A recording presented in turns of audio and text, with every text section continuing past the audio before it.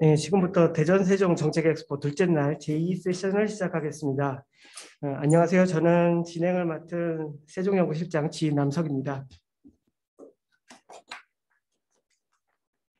먼저 바쁘신 중에도 참석해 주신 좌장님을 비롯한 발표 그리고 토론자분께 감사를 드리고요.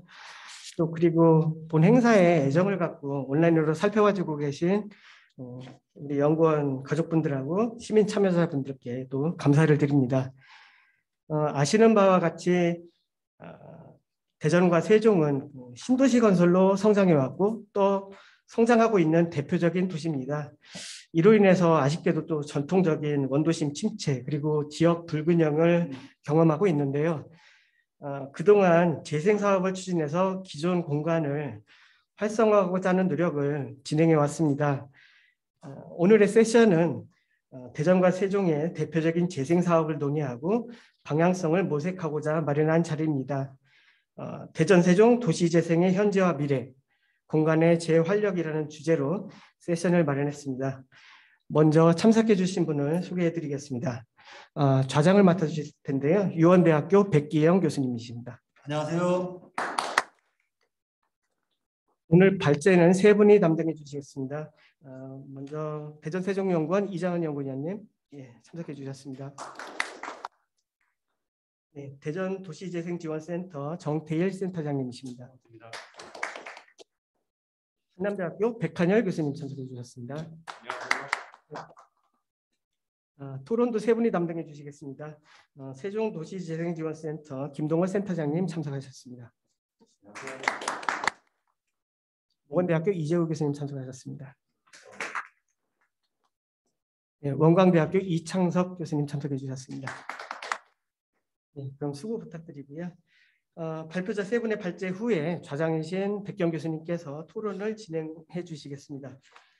사전에 말씀드린 대로 발표 시간은 15분 이내로 지켜주시길 부탁드립니다. 후속 세션이 있기 때문에 좀 타이트하지만 양해 부탁드리고요. 그럼 먼저 도시재생으로 그려진 청춘조치원 일하기라는 주제로 이자은 연구위원이 발제하겠습니다. 네, 부탁드리겠습니다.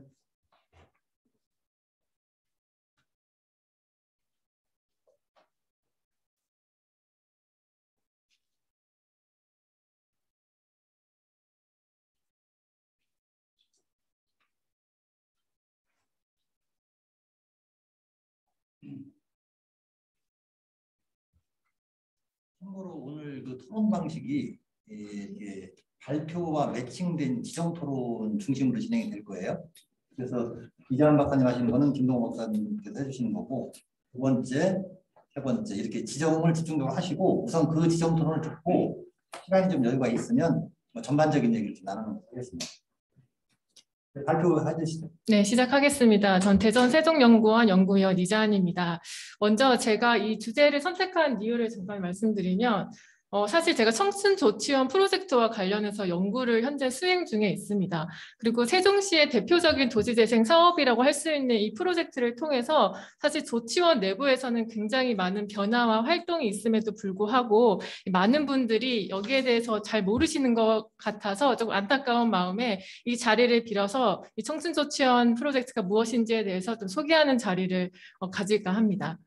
그래서 이 발표는 청춘조치원의 등장, 소개, 미래 이렇게 구성이 되어 있습니다. 먼저 이 조치원 지역은 과거에는 영기군을 대표하는 중심지 역할을 해왔습니다. 그런데 이 물리적인 그리고 경제적인 사회적인 여건 변화에 따라서 원도심 세태가 가속화되었고, 이와 더불어서 2012년도에 세종시가 출범하면서 지역 내 불균형이 또 심화됐습니다. 그러면서 신도심으로의 인구 유출로 인해서 조치원 지역뿐만 아니라 주변 지역의 공동화 현상이 발생하는 데 굉장히 복합적이고 다양한 문제가 가속화되었습니다. 그래서 그러면 조치원 지역의 기능 회복과 정체성 확보 필요성이 크게 대두가 되기 시작했는데, 활기찬 경제, 행복한 주민 청춘조치원이라는 비전 하에 2014년부터 청춘조치원 프로젝트가 시작이 되었습니다. 여기 보시는 그림이 조치원 지역 지도거든요. 보시면 이 다양한 부처 사업을 이 조치원이라는 공간적 범위 하에서 도시재생 사업으로 집중하고 있는 장소 중심적 도시재생 사업이라고 생각하시면 좋을 것 같습니다. 조금 더 설명을 드리도록 하겠습니다.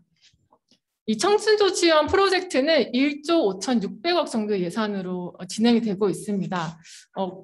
꽤 큰 규모죠. 이 예산을 들으시면 다들 놀라시는데 사실 저희가 도시재생특별법으로 시행하고 있는 도시재생 사업 같은 경우에는 몇백억 단위 아니면 좀 큰 규모의 경우에는 몇천억 단위로 하는데 제가 앞에서 말씀드렸다시피 이 조치원 프로젝트는 조치원을 공간적 범위로 발생하는 사업들을 이렇게 종합시켜 놓은 거라고 생각하시면 됩니다. 그래서 예산 규모가 이렇게 좀 큰 규모로 이렇게 진행을 하고 있습니다. 2014년도에 22개 과제를 발굴을 해서 980억 원을 시작을 했고요. 지금 현재는 77개 과제가 발굴이 되었습니다. 보시면 77개 과제 중에서 62% 정도 한 47개 과제가 현재는 완료가 되었고 이 77개 과제는 여기 보시는 5대 중점 전략이라고 해서 이 사업별로 어떤 특성을 가지고 있는지에 따라서 5개로 분류를 해서 현재 시행을 하고 있고 2025년도가 되면 이 청춘조치원 프로젝트가 완전히 완료가 되는 시점에 다다르게 됩니다. 그 5대 중점 전략별 중에서 인프라 구축이 아무래도 도시개발 사업이나 도로를 확장하고 이제 포장하는 사업이 중심적으로 있다 보니까 예산 비율도 굉장히 크게 가져가고 있고요. 그리고 도시재생과뿐만 아니라 서울시의, 세종시의 25개 과에서 같이 참여하고 협동해서 진행하는 사업입니다. 중앙부처별로도 이제 당연히 포함되고 있습니다. 여기 보시는 그림이 제가 앞에서 77개 과제가 발굴되고 이제 진행이 되고 있다고 했는데 77개 과제 공간적 분포를 나타낸 지도거든요. 보시면 레이저 포인트가 지금 잘 안 되는데 저기 밀집되어 있는 부분이 조치원역이고 거기 이제 오른쪽으로 해서 전통시장과 상가가 또 형성이 되어 있거든요. 과제 분포를 보시면 이 조치원역과 이 전통시장을 중심으로 해서 과제가 좀 집중되어 있는 것을 알 수 있습니다. 제가 앞에서 이 프로젝트를 통해서 조치원이 굉장히 많은 변화가 일어나고 있다고 했는데 그러면 어떤 변화가 있는지 5대 중점 전략별로 이제 대표적인 것만 간단하게 설명을 드리도록 하겠습니다. 이 도시재생 전략에서는 14개 사업이 진행이 되고 있거든요. 그런데 가장 대표적인 것을 한번 말해보라고 한다면 여러 개가 있겠지만 가장 가시적인 효과와 그리고 소프트웨어적인 측면에서도 선도 모델로 얘기할 수 있는 게 무엇이냐고 한다면 여기 보시는 아마 조치원 문화정원일 겁니다. 이 공간이 이 정수장이라는 유휴 공간을 재활용해서 지금 현재 활용하고 있는 곳인데요. 지금 현재 운영 중에 있습니다. 5년 계약으로 해서 민간 위탁으로 현재 관리 중에 있고요. 위에 보시는 부분이 예술가 공간이라고 해서 지금 현재 그 지역의 예술가들이 활동하고 있는 공간, 그리고 오른쪽에 보시는 그림이 공연장인데 지금은 코로나로 약간 주춤하긴 하지만 지역에서 발생하는 축제나 그리고 세종시 차원에서도 축제나 행사 등을 이 공연장, 이 공간을 활용하려고 지금 많이 노력을 하고 있고요. 그리고 내부에도 이렇게 카페가 조성이 되어서 현재 또 운영을 하고 있습니다. 이 조치원 정수장 문화정원과 비슷한 맥락으로 유유부지를 활용한 공간이 하나가 더 있는데요. 한림재지 공장입니다. 지금 현재 이곳은 오른쪽 밑에 보이시는 곳이 지금 현재 사진이거든요. 공사 중에 있기 때문에 어떤 걸 활용하고 있다고 얘기는 못하지만 이 폐공장을 활용해서 문화재생을 한 사례입니다. 이 공간도 민간 위탁으로 관리하고 운영할 그 계획을 가지고 있습니다. 그래서 앞에서 말씀드린 문화정원과 한림재지 문화재생이 아마 앞으로 조치원의 그 대표적인 문화 거점으로 역할을 기대할 수 있는 공간 중에 하나라고 말씀드릴 수 있습니다. 이런 공간뿐만 아니라 뭐 보행환경 조성 사업도 이 도시재생 전략에 포함되어 있고요. 인프라 구축 같은 경우에는 행복도시나 오송역 간의 연결이나 아니면 경부선으로 조치원이 현재 단절되어 있기 때문에 이를 어떻게 연결할 것인지, 그리고 주차난은 어떻게 해소할 것인지 이를 중심으로 이제 이루어지고 있는 게 인프라 구축 전략으로 보시면 되고요. 뿐만 아니라 이 조치원역을 중심으로 해서 또 뭐 경관 개선을 시킨다거나, 그리고 조치원에 부족한 그 어린이 공원 같은 것도 이렇게 점적으로 많이 조성을 해서 사업을 진행을 하고 있습니다. 문화복지 부분에서는 13개 사업이 진행이 되고 있습니다. 지금 보시는 평리문화 마을 만들기는 사실 이 마을 만들기는 물리적인 개선이 아니고요. 공동체 활동 그리고 공동체 활성화를 위해서 이 물리적인 개선보다는 눈에 보이지 않는 주민 역량을 강화하는 사업도 여기 이 프로젝트에 많이 포함되어 있습니다. 뿐만 아니라 그리고 이제 대학가 거리를 조성한다거나 세티드 사업을 이렇게 또 수행하고 있고요. 그리고 지금 보시는 그림이 이게 농촌 테마공원이라고 있거든요. 그런데 이 공원을 중심으로 해서 주변에 청춘공원이라는 공원이 큰 규모의 공원이 조성이 되고 있습니다. 24만 제곱미터 정도 되는데 이거 상대적인 크기로 한번 비교를 해보자면 저거 세종시 호수공원의 그 호수 규모의 3분의 2보다 조금 큰 규모로 공원이 조성되고 있더라고요. 근데 이 공원 조성에 주는 의미를 살펴보자면 이 조치원뿐만 아니라 세종시 북부 생활권에서 이렇게 큰 오픈 스페이스가 생김으로 해서 정주 여건이 개선되거나 또 휴양이나 관광 장소가 제공된다는 점에서 큰 의미를 가지고 있다고 생각이 듭니다. 지역 경제 부분은 아무래도 일자리 창출이나 그리고 청년들의 그런 창업, 벤처기업 창업을 제공하고자 공간을 지원하는 데 좀 더 중점이 되고 있고요. 지역 경제는 11개 사업으로 구성이 되는데 11개 사업이 현재는 다 완료가 된 상태입니다. 그리고 전통시장을 중심으로도 마을 기업을 육성하는 이런 사업도 진행이 되고 있고요. 그리고 마지막으로 뉴딜 사업을 보면 뉴딜 사업 전략이라기보다는 도시재생 뉴딜 사업으로 지원을 받은 그 사업들을 뉴딜 사업으로 분류를 했기 때문에 아마 사업 내용을 보시면 조금 좀 다양하고 복합적이게 생각할 수도 있거든요. 예를 들면 상위 지원 거점 시설 조성 같은 경우에는 이 창업자들이 레시피를 개발하고 지역 브랜드를 개발할 수 있도록 또 지원해주는 이 공간을 그 조치원역 근처에 마련을 해두고 있고요. 그리고 세종시의 지역대학교, 그 3개의 지역대학교를 연계시켜서 어떻게 일자리를 창출할 것인지 이런 거에 대한 프로그램, 이런 사업들이 진행되고 있습니다. 그리고 앞에서 제가 유휴공간을 재생한 사례를 2가지를 말씀드렸는데 사실 한 가지가 더 있습니다. 청자장 문화공원 조성 사업이라고 이 부분도 사실 지금은 공사가 진행 중에 있거든요. 그래서 오른쪽 위에 보시는 사진이 목욕탕과 원래는 여관으로 활용된 공간을 아래쪽에 지금 리모델링을 해서 지금 공사 중에 있습니다. 그래서 이 공간도 복합문화 공간으로 활용을 하고자 하고 민간 위탁으로 지금 관리를 계획을 하고 있지만 3년이 지나면 지역 조직의 상위 사회적 협동조합이 있거든요. 그래서 이 협동조합을 좀 더 역량을 강화시켜서 이 협동조합한테 운영을 맡길 계획을 하고 있습니다. 그래서 이 방금 말씀드린 청자장 문화공간뿐만 아니라 앞에서 말씀드린 한림재지 그리고 문화정원 이렇게 3개가 앞으로 문화거점의 역할을 할 것으로 기대할 수 있습니다. 제가 지금까지는 물리적인 변화만 말씀을 드렸는데요. 당연히 눈에 보이지 않는 변화도 굉장히 활발하게 진행이 되고 있거든요. 그중에 가장 큰 성과를 뽑으라고 한다면 아마 이 세종형 도시재생 거버넌스 체계라고 말씀을 드릴 수 있습니다. 특히 이 조치원발전위원회는 주민이나 행정, 전문가로 구성된 주민 대표성을 가진 자문기구의 역할을 하고 있는데 사실상 이 조치원발전위원회가 이 과제를 발굴할 때 필요한 사업이 무엇인지 이렇게 브레인스토밍 하면서 이런 주된 역할을 하고 있는 기구가 바로 이 조치원발전위원회라고 보시면 됩니다. 그리고 주민 역량 부분에서는 외딴마을 박물관이라고 있는데요. 여기가 이제 도시재생 참여했던 주민들이 실제로 사업화, 아이디어를 제공을 해서 실제로 사업화된 그 사례 중에 하나입니다. 주민들이 지역 자산을 발굴하고 그 마을 재생의 근간으로 활용했다는 점에서 큰 의의를 가지고 있습니다. 다음 생활문화센터도 앞에 설명드린 것 같이 같은 맥락으로 조성된 공간입니다. 마지막 부분입니다. 2014년도에 청춘조치원 프로젝트가 시작되고 나서 7년이라는 세월이 흘렀거든요. 당연히 긍정적인 측면도 있고 한계도 있고 그리고 아쉬웠던 점도 많습니다. 그런데 2025년도에 이제 마무리되기까지는 우리에게는 아직 5년이라는 시간이 있으니까 이 도시재생이 조치원 지역에서 좀 더 성숙하게 정착하기 위해서 어떻게 해야 할까 여기에 대한 고민이 앞으로는 필요한 시점이거든요. 그래서 지역경제 활성화에 대한 고민과 함께 이제는 관리와 운영에 관심을 가져야 할 시기입니다. 그러기 위해서는 지금까지 우리가 어떤 일을 해왔는지 그리고 지금은 어떤 일을 하고 있는지에 대해서 명확하게 판단하고 직시할 필요가 있습니다. 그래서 지속적인 모니터링 체계를 마련할 필요가 있고요. 두 번째는 총괄부서인 도시재생과의 역할에 대해서 다시 한번 생각해 볼 필요가 있습니다.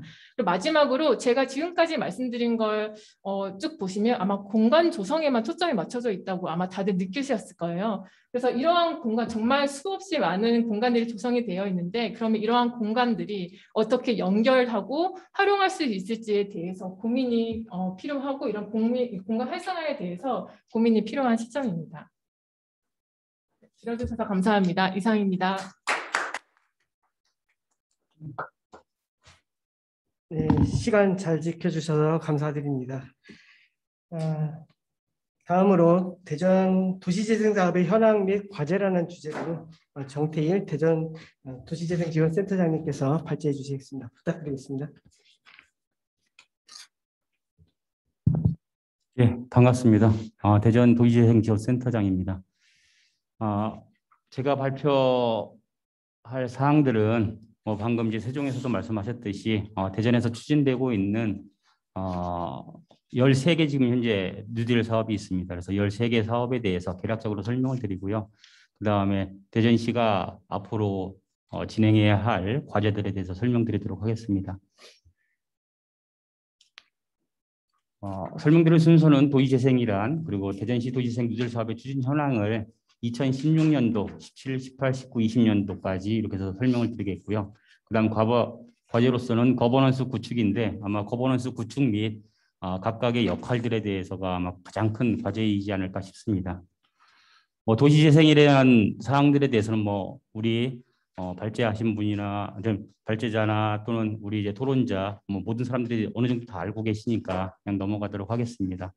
법상으로는 도시재생 활성화 및 지원에 관한 특별법에 의해서 우리가 도시재생에 대해서 이렇게 언급을 좀 하고 있는데 가장 큰 키워드는 경제적, 사회적, 물리적, 환경적으로 활성화시키는 것이다라고 보시면 될 것 같습니다.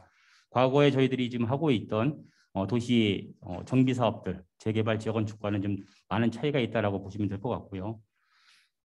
뉴딜 사업에 대한 개념이 이제 이렇게 도식화되어 있습니다. 넘어가도록 하겠습니다. 기존 도시재생 사업과의 차이점이 되겠고요. 그래서 기존 정책이라고 하면 뉴딜 사업과 뉴딜 사업 이전의 정책이라고 보시면 될 것 같습니다. 뉴딜 사업 공모 유형 5가지 유형에 대해서 개괄적인 표가 있고요. 그 다음에 이를 보완하기 위해서 2019년도 하반기부터 나왔던 우리가 최근 중앙선정의 뉴딜 사업들, 혁신지구, 총괄사업관리자, 인정사업에 대한 개요를 간단하게 정리를 해봤습니다. 제가 이제 발표할 사항들은 대전시의 도시재생 사업에 대한 13가지에 대한 개요를 좀 쭉 설명을 드리도록 하겠습니다. 워낙 시간이 저희가 한정되어 있기 때문에 개괄적으로 설명드린 점 양해 좀 해주시고요. 대전시의 도시재생 사업은 2016년도부터 시작이 되었습니다. 현 정부가 아니라 이전 정부라고 보시면 될 것 같고요. 그래서 2016년도에 1개소, 2017년도에 4개소가 선정이 됐는데 방금 설명드렸던 5가지 유형들, 우리 경제 기반형부터 주거지 지원형까지 골고루 1개씩 이렇게 다 선정이 돼서 현재 추진하고 있고요. 4번째 유성구에 있는 우리 동네 살리기 어원동 프로젝트는 현재 6월 달에 다 준공돼서 그 앵커 시설들을 좀 운영을 하고 있다 이렇게 설명을 드리도록 하겠습니다. 먼저 경제 기반형 도시재생 사업이 되겠습니다. 사업의 위치는 대전역과 도청 사이라고 보시면 될 것 같고요.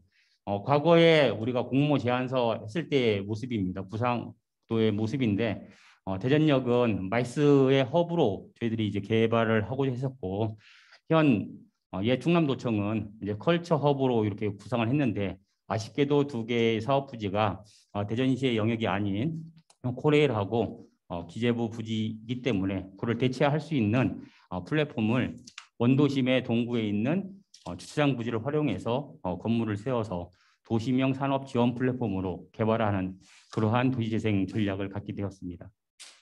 구체적으로 설명을 드리면 도시명 산업 지원 플랫폼은 2016년도에 선정이 돼서 17년도부터 사업을 하고 있고요.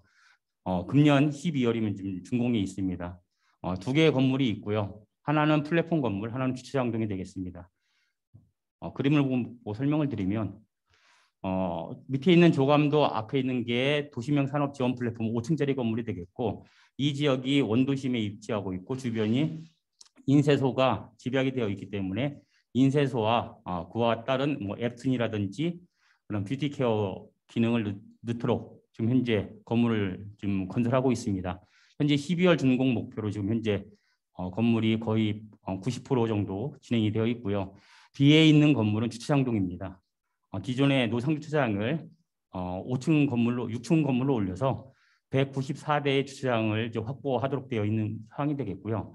15일에 임시 사용 승인을 받아서 현재 임시 운영을 좀 하고 있습니다. 두 번째는 신구 지하상가 연결이 되겠습니다. 원도심에 대전의 원도심에 와 보시면 좀 아쉬운 게 뭐 있냐면 지하상가가 2개가 있습니다. 도청 쪽에 중앙로 지하상가가 있고요. 그 다음에 대전역 쪽에 역전 지하상가가 있는데 대전천에 의해서 단절이 되어 있습니다. 그거를 밑에 그림이 나와 있는 것처럼 지하 2층으로 이제 하천 하부로 N자형으로 연결해서 그걸 보행에 일체화를 시키는 그런 사업이 되겠고요. 현재 공정률은 약 35% 진행이 됐고 내년 12월에 지금 준공할 예정으로 열심히 지금 공사를 좀 하고 있습니다. 다음은 중앙로 보행 환경 개선 사업이 되겠고요.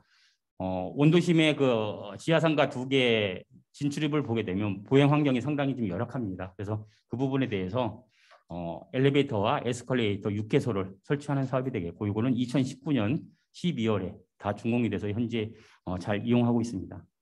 이렇게 크게 경제기반형 사업은 마중물 사업 3개가 지금 현재 진행이 되어 있고 하나가 기준공 그리고 하나는 금년에 준공하고요. 하나는 내년에 준공토록 그렇게 지금 현재 진행을 하고 있습니다. 다음은 2017년도에 선정된 사업이 되겠습니다. 모두 4개소가 지금 선정이 되었고요. 대덕구 신탄진, 유성구 어운동, 동구 가오동, 중구 중천동 경제기반형을 제외한 나머지 4개 규형이 이렇게 선정이 되어 있습니다. 먼저 대덕구 신탄진동이 되겠습니다. 중심 시가지형으로 되어 있고요. 그림에서 보시는 왼쪽에 갈색 원형이 신탄진역이 되겠습니다. 그래서 신탄진역 앞쪽에 도시재생 누질 사업을 하는 사업이 되겠고 가장 큰 핵심 사업은 크게 이제 2가지라고 보시면 될 것 같습니다. 기존의 신탄진 행정복지센터를 복합형으로 올려서 공공임대주택을 지금 건립하는 그런 계획이 되겠고요. 현재 다 건물을 철거를 해서 지금 이제 착공을 좀 바라보고 있다 보시면 되겠고 그 다음에 신탄진역 앞쪽에 적색으로 되어 있는 부분이 노상주차장이 되겠습니다. 그래서 노상주차장을 지하 2층으로 해서 지하 1, 2층을 주차장 그리고 지상층은 광장하고 일부 공유 공간으로 이렇게 계획하는 것으로 되어 있는데 현재 지금 준공해서 지금 이용을 하고 있다고 보시면 되겠습니다. 뭐 아시다시피 도시재생 누질 사업들은 대부분 모든 사업들이 공유 기능이라든지 성격이 다 가지고 있습니다. 대부분 사업지를 보게 되면 과로 환경 정비 사업이라든지 아니면 또 뭐 세티드 사업, 그다음에 지역 주민들에 대한 역량 강화 사업 이런 것들은 다 골고루 다 들어가 있고요. 가장 큰 핵심 사업이 무엇이냐에 따라서 아마 지역의 특성, 정체성을 반영하지 않는가 싶습니다.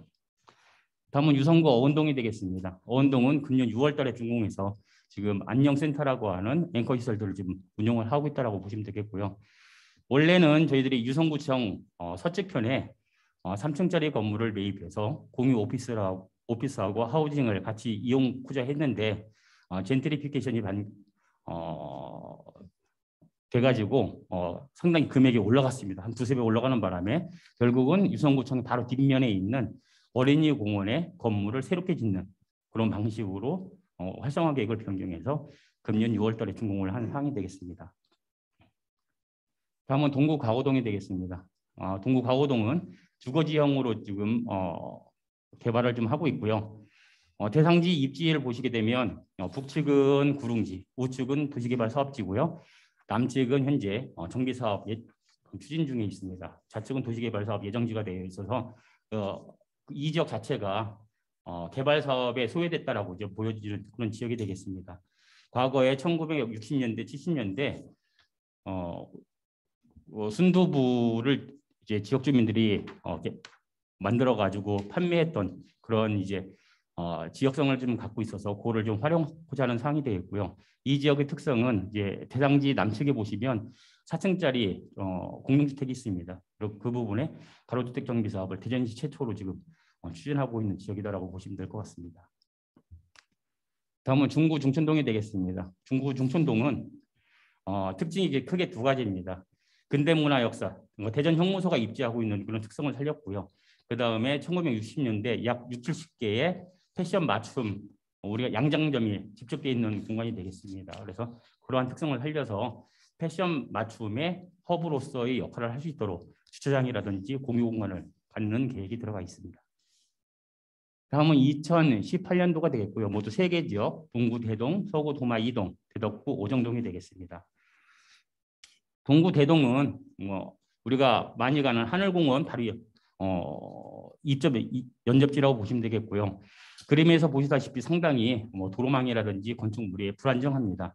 도로도 보통 1.5m, 2m 미만의 불규칙한 도로망을 갖고 있고, 그다음에 60-70년 정도 지난 폐가옥 또는 이제 공가들이 많기 때문에 그걸 활용을 하고요. 대부분 이 지역은 커뮤니티 단체들이 좀 많이 활동을 하고 있는 지역입니다. 특히 이제 저희들이 이제 도시재생에서 많이 사용되는 그런 자원이 뭐냐면 목욕탕인데요.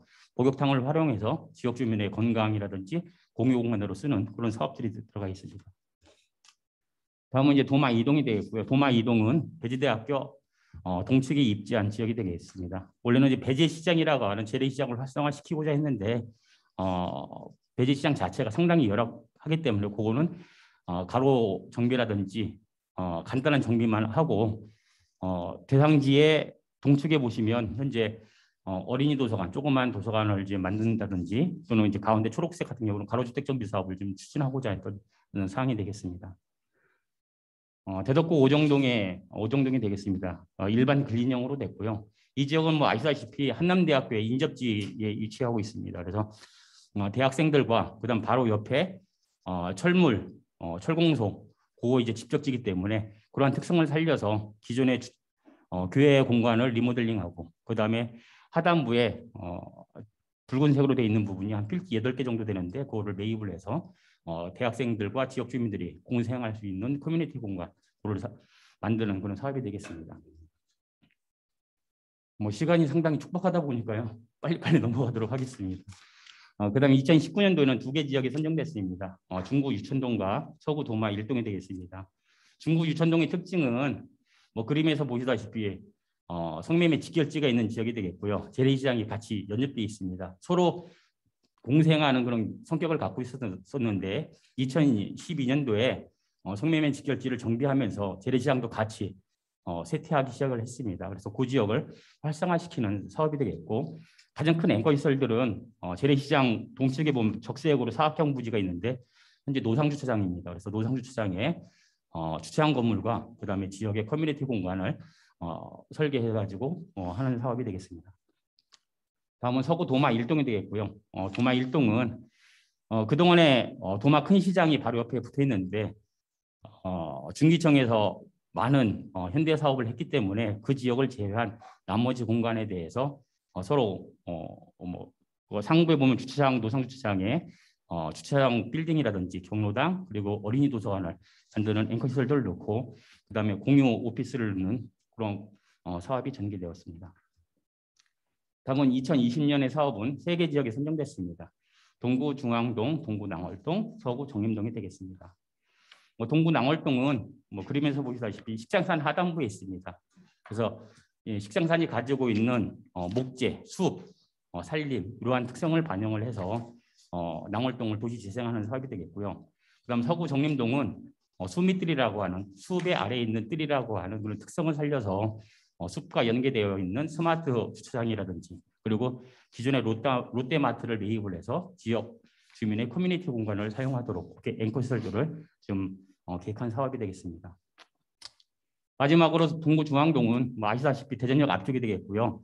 쪽방촌 정비 사업으로 많은 매스컴을 탄 지역이 되겠습니다. 그래서 쪽방촌 정비 사업으로 약 1,600호의 700호의 공공임대주택, 700호의 분양주택, 토탈 1,400호의 공공주택을 넣는 사업과 도시재생 뉴딜 사업이라고 해서 원도심에 있는 한의학거리를 살리는 그런 사업이 전개되고 있습니다.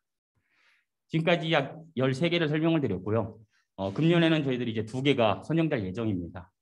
그러게 되면 토탈 15개의 뉴딜 사업을 대전시에서 지금 하고 있다라고 보시면 되겠고요. 제가 판단하기에는 가장 중요한 거는 거버넌스를 어떻게 구축하고 그들만의 역할들이 무엇이냐가 제일 중요할 것 같습니다. 그래서 사업하는 기간에는 현장지원센터의 역할이 상당히 중요할 거다라고 보여지고요. 그 이후에는 과연 저희들이 각 지역마다 앵커시설 플랫폼을 다 건물을 짓고 도시재생 기반시설들을 저희들이 지금 하고 있는데 대전에는 약 40여 개의 도시재생 기반시설을 지금 건립을 할 예정입니다.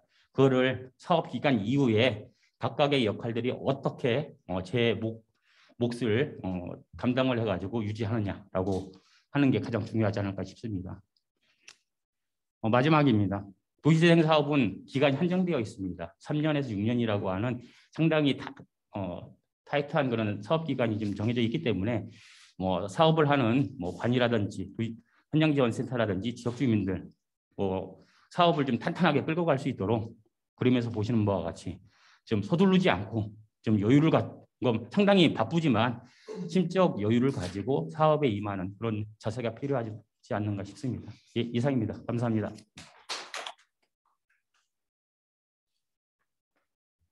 네, 센터장님 발표 감사드립니다. 발제 마지막입니다. 대전 원도심 지역의 도시 설계를 통한 도시 재생이라는 주제로 백한열 한남대 교수님이 발제해 주시겠습니다. 부탁드리겠습니다.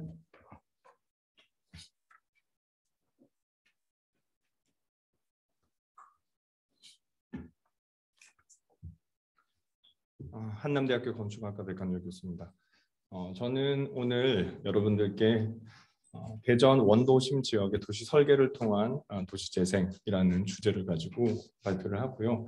그리고 제가 이제 발표 의뢰를 받고 준비를 하면서 조금은 제목을 좀 바꿨습니다. 그래서 입체적, 공간적 도시 설계를 통한 도시 재생. 그래서 대전 원도심 지역에 대한 도시 설계뿐만 아니라 베를린 사례를 통해서 여러분들께 베를린이 파괴된 이후에 오랜 시간에 걸쳐서 어떻게 도시를 갖고 오고 재건해 오고 지금까지 이제 매력적인 도시로 만들어졌는지 그 과정들을 한번 설명해 드리려고 합니다. 그에 대한 경험들이 대전 혹은 국내 도시 재생 도시 개발에도 충분한 시사점을 가지고 있다고 생각하기 때문이고요. 여러분들이 보시는 것처럼 베를린은 굉장히 아름답습니다. 코로나 직전까지만 해도 전 세계에서 젊은이들이, 예술가들이, 스타트업 회사들이 베를린으로 몰려들고 있었고요. 그리고 이제 오른쪽 보시는 사진 같은 경우도 옛날 건물과 현대적인 건물이 굉장히 잘 조화가 돼 있죠. 근데 불과 몇십 년 전까지만 해도 1945년 2차 대전 때 연합군이 폭격을 해서 도시가 완전히 파괴가 됐었습니다. 이런 도시에서 현재까지 오랜 기간에 걸쳐가지고 도시를 만들어 오고 있고요. 위에서 보시는 항공 사진처럼 여러분들 잘 안 보이실 수도 있는데 도시 중심부의 60%의 건물이 파괴가 됐습니다. 그래서 비어있는 것들이 다 이제 원래는 빼곡히 건물들이 있던 것이고요. 지금 흰색으로 된 부분이요. 그리고 이제 건물들은 남아있는 건물들도 좀 전 사진에서 보신 것처럼 대부분 파괴가 된 상태로 그렇게 있었습니다.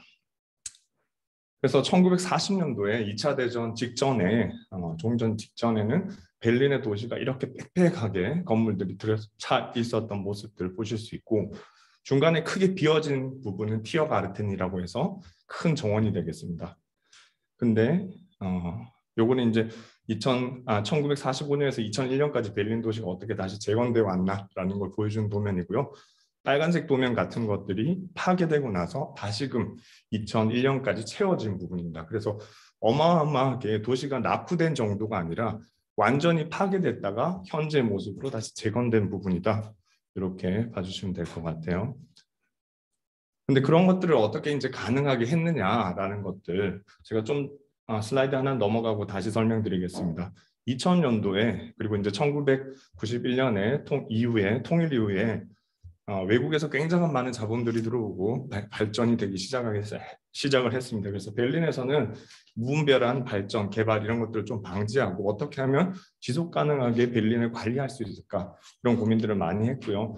그 결과로 나온 게 1990년도부터 시작된 플란베악이라고 하는 도시 설계, 입체적 공간적 도시 설계를 통한 도시의 큰 틀을 만드는 도시 개발의 혹은 도시 재생의 큰 틀을 만드는 작업을 했습니다. 거의 8년 동안 요 작업을 했고요. 전문가들과 관과 시민들이 참여를 해서 오랜 기간 동안 계획 기간에만 8년을 들였습니다.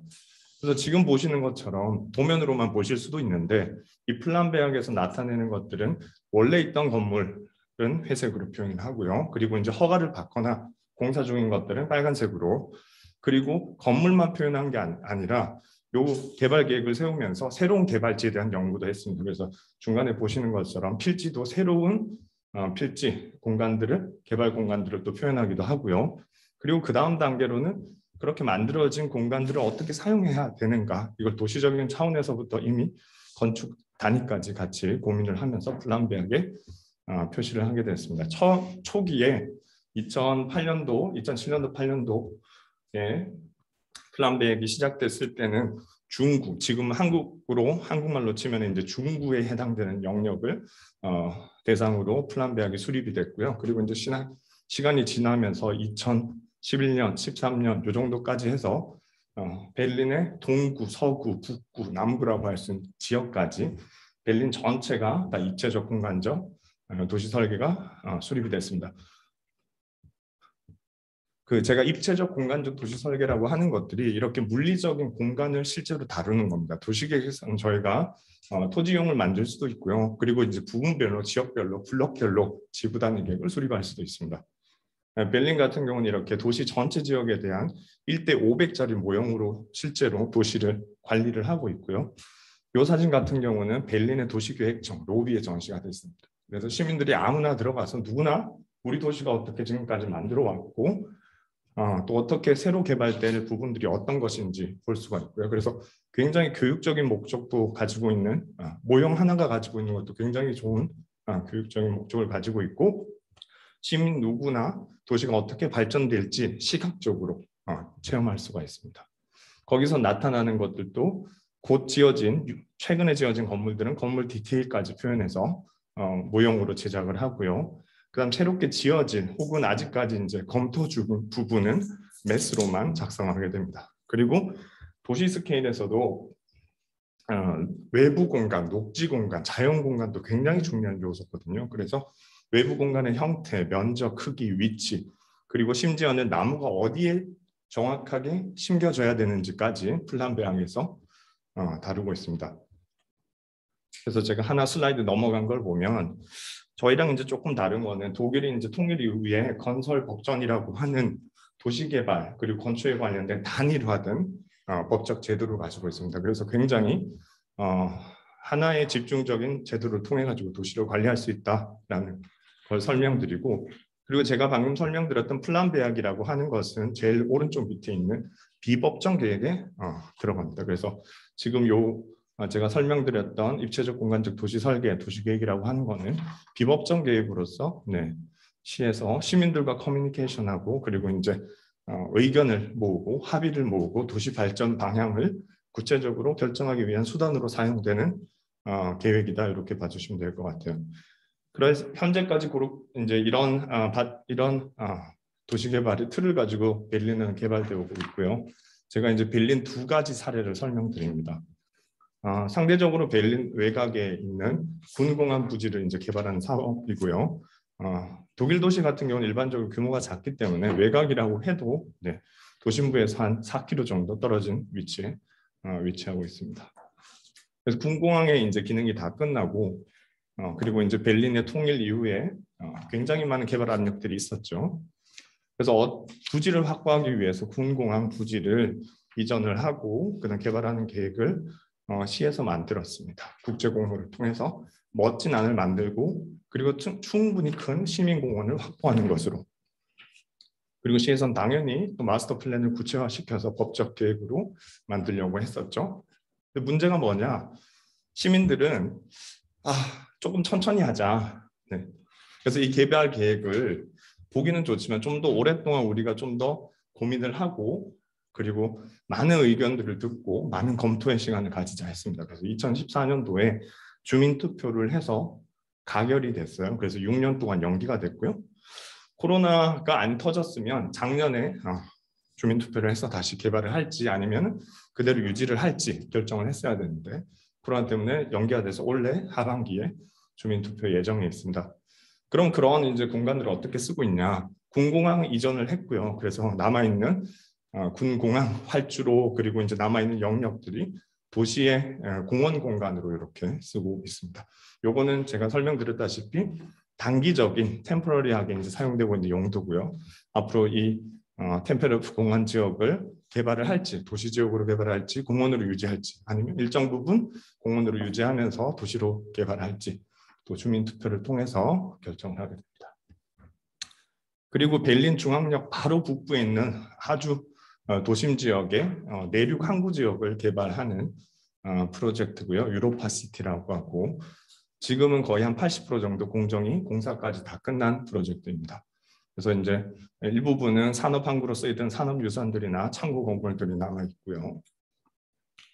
이것도 마찬가지로 플란베약이라고 하는 그 입체적 공간적 도시 설계를 통해서 만든 큰 틀 안에서 다시금 국제공모를 통해서 마스터 플랜을 수립을 하고 또 마스터 플랜을 수립한 것들을 어떻게 구체적으로 건축화까지 유도를 할 것인가라는 마스터 플랜을 구체화하는 작업으로 들어가게 됩니다.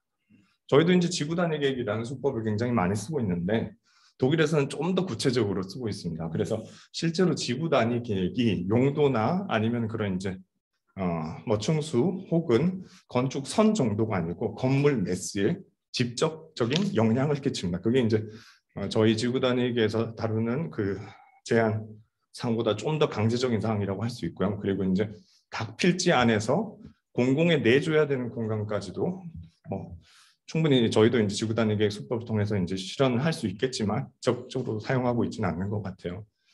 그래서 지금 그런 지구 단위 계획을 통해서 이제 실제화된 사례를 보시면 건물의 매스 그리고 이제 건물과 건물 사이에 가로 공간의 형태 그리고 저층부가 셋백이 된다던가 아니면은 위로 가면서 뒤로 이렇게 쌓여 올라간다던가 아니면은 왼쪽 밑에 보시는 것처럼 아케이드 공간이 생긴다던가 이런 것들이 건축가가 설계를 할 수도 있는 거지만 그 전에 큰 틀의 도시 설계 마스터 플랜을 만들고 그것들을 지구 단위 계획으로 구체화하는 과정에서 상세한 것들을 건축을 제한하는 내용을 수립하게 되고요. 혹은 건축을 제한한다고 표현할 수도 있을 것 같고 건축을 적극적으로 유도한다고도 할 수 있을 것 같습니다. 여기까지 이제 베를린에서 어떻게 도시를 갖고 오고 있는지 간단하게 제가 설명을 드리고 대전을 제가 이제 1년 전에 한국을 왔습니다. 베를린에서 오랫동안 작업을 하다가 한국을 와서 첫 번째 스튜디오로 저희 한남대학교 학생들과 함께 대전 원도심을 가지고 설계를 했어요. 중앙에 보이는 빨간색 위치를요. 그래서 대전역에서 충남도청, 옛 충남도청 부지에 이르는 1km가 좀 넘더라고요. 요 1km가 베를린 시내 브란덴부르크에서 또 알렉산더 플라츠에 있는 그 TV타워까지 거의 유사한 영역적인 중앙 도시 가로를 형성하는 곳이고요. 그래서 하나, 둘, 셋, 1번부터 6번까지 6개의 사이트를 나눠가지고 저희가 설계를 진행을 했었습니다. 그래서 중동 지역에 약재거리가 있는 곳, 그 공간을 단일 필지나 단일 블럭에 그런 단일화된 이제 아이디어보다는 이 전체 지역을 어떻게 바꿀 수 있는지, 어떻게 가로 공간을 확보하고, 어떻게 공공 공간을 확보하고, 또 어떻게 이제 공원 공간을 확보하고, 그리고 그러한 것들이 어떻게 장기적인 전체적인 틀 안에서 작동할 수 있을지, 그리고 이제 도시적인 스케일과 건축적인 스케일까지 함께 고려를 해서 작업을 했던 내용이에요. 이 학생 작품들을 제가 소개시켜 드리는 겁니다. 그래서 왼쪽과 같이 개별 필지 그리고 도시 조직을 고려한 그리고 이제 개별 필지를 고려한 계획과 기능적인 그리고 공간적인 개발 전략들을 보실 수가 있고요. 그리고 학생들이 기존에 있는 도시 지역을 다루는 게 굉장히 어렵습니다. 실무에서도 어렵고요. 사실은 제일 쉬운 방법은 다 철거하고 새로운 것들을 만드는 것이죠. 근데 조금 더 세밀하게 섬세하게 기존 도시를 가꿀 수 있다면 보시는 것처럼 기존에 있는 일부분의 건물들은 남겨두고 새로운 것도 추가할 수가 있고요. 아니면 기존에 있는 것도 리모델링 할 수 있고요. 그리고 건물만 다루는 것이 아니라 정말 중요한 것들이 가로 공간, 공공 공간입니다. 가로 공간, 인도, 도로, 광장 이런 설계들을 정말 세심하게 해줘야 일반 사람들이 항상 쓸 수 있는 돈을 지불하지 않고 항상 쓸 수 있는 항상 갈 수 있는 도시의 공간이 만들어진다고 생각을 하고요. 그와 더불어 그 뒤편에 있는 공간, 낙후된 공간들이 아니라 새롭게 쓸 수 있는 공간으로 새롭게 창출할 수 있다고 생각을 합니다. 그리고 또 항상 개발은 도시재생이나 도시개발은 새로운 개발이 담보가 돼야 된다고 생각을 하고요. 그래서 이제 또 대전 천변으로 이렇게 새로운 건축 개발을 또 이렇게 제안을 했었습니다. 또 간단하게 다른 이제 은흥정리 거리 일대의 도시재생 설계를 진행한 프로젝트를 간단하게 보여드리고요. 기존 공간을 분석하고 그리고 그 공간을 최대한 그 공간이 가지고 있는 성격을 최대한 존중을 하면서 어떻게 새로운 미래적인 도시를 만들어낼 수 있을까 고민했던 부분이고요. 그래서 전체적으로는 좀 더 기존에 있던 것들을 유지를 하지만 조금 더 쾌적한 환경을 만들 수 있는 광장을 조성한다던가 아니면 가로망을 좀 더 보행 위주로 만들어준다던가 혹은 대전 천변으로 새로운 건물을 통해 가지고 대전천을 충분히 누릴 수 있게 한다던가 그리고 이제 오른쪽에 보시는 것처럼 이런 것들이 단 한 번에 이루어지는 게 아니고 다양한 스텝을 가지고 시간을 가지고 단계를 가지고 만들어질 수 있다. 그래서 은행정리 가로 안쪽에는 오른쪽과 같은 기존 건물도 있을 수가 있고요. 그리고 오른쪽과 같이 새로운 기능을 가지는 건물도 들어올 수가 있고요.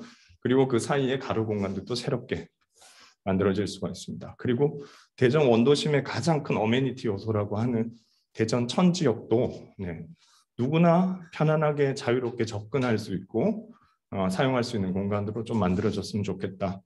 이런 아이디어였고요. 그리고 이제 마지막으로 또 설명드리는 프로젝트는 대흥동 일대 또 이런 이제 도시재생 설계를 통해서 기존에 있던 조그만한 필지 건물들 지역이 가지고 있는 또 기능적인 문화적인 프로그램들을 존중을 하면서 새로운 건축물을 그리고 이제 새로운 외부 공간 설계를 통해 가지고 도시를 만들어 나가는 것들을 작업을 진행을 했습니다. 그래서 한 학기 설계를 마치고 저희가 이제 6개의 사이트의 부지에 대한 모형들을 다 같이 모은 거고요. 그래서 제가 마지막으로 이제 이 발표 기회를 통해서 말씀드리고 싶은 거는 도시재생 사업 굉장히 많이 이제 진행을 하고 있고요.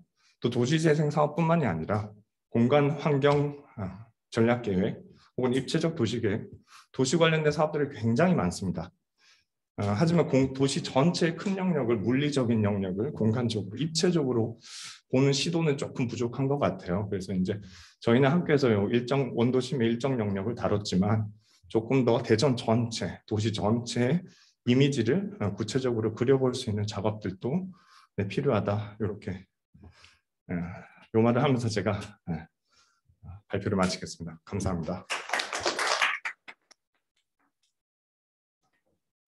네, 백 교수님 감사드립니다. 제가 사실은 대전 원도심 사례 학생들 수업 준비하면서 하셨던 것 좀 의뢰를 드렸었는데 베를린 재건하고 또 이제 학생들 결과물 마스터 플랜까지 그리고 거기서 얻었고 느끼셨던 점까지 말씀해 주셔서 감사드리고요.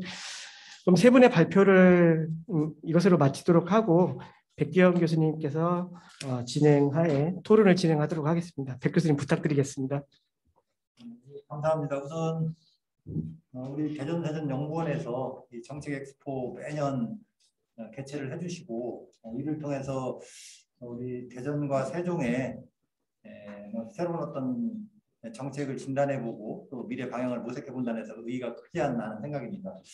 오늘 저희가 9개 섹션 중에서 이제 5번째 섹션으로 재생 분야, 공간의 재활력이라고 하는 재생 분야를 진행을 하고 있습니다. 세 분의 주제 발표 아주 감사하게 잘 들었고요. 아마 세종의 조치원, 대전, 또 대전 원도심 도시 설계 이런 것까지 소개를 좀 해주셨습니다. 우선 우리 토론자님들 아까 소개는 드렸으니까 소개는 생략을 하고요.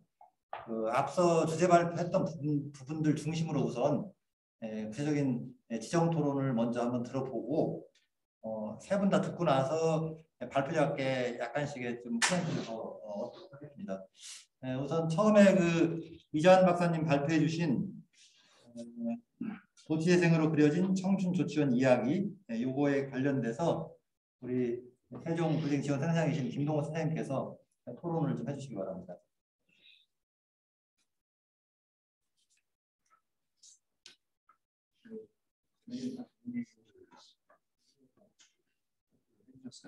정확한 말씀 드리고요. 이 청춘조치원 프로젝트가 갖는 의의라고 하는 것은 굉장히 분야가 많죠. 뭐 경제 기반 분야, 문화, 기술 인프라 구축, 다양한 분야에서 많은 사업을 추진했다라는 그 사실에 앞서서 이런 사업들을 지속적으로 추진할 수 있는 동력을 만들었다는 거예요. 시스템을 구축했다라는 거죠. 그래서 행정 전담 기구를 조직하고 이제 거버넌스를 구축하고 또 여러 가지 또 훈련들도 하고요. 의사결정 체계를 만들고 명령화 시스템을 구축하고 이런 것들을 조례 등으로 제도화시켰다는 겁니다. 그래서 도시재생의 지속 가능성이라고 하는 것을 스스로 확보를 하고 시작을 했다는 겁니다. 오늘 말씀 22개에서 시작했다고 지금 77개에서 확대했습니다. 바로 전주에 있었던 알겠습니다. 전주에 있었던 회의에서 2개 사업이 추가됐어요. 그래서 이는 9개의 사업인데요. 2025년까지 한 100여 개 사업을 예상하고 있습니다. 이 중에서 뉴딜 사업은 단 2개예요. 3개입니다. 3개.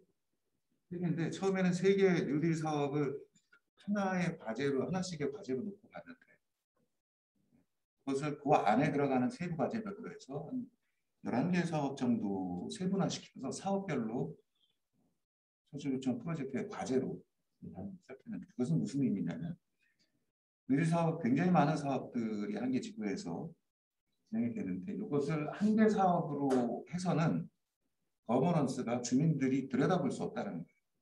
세밀하게 보고 같이 모니터링하고 할 수 없다는 겁니다. 그래서 이것을 사업 단위로 쪼개서 들여다보기 시작한 거죠.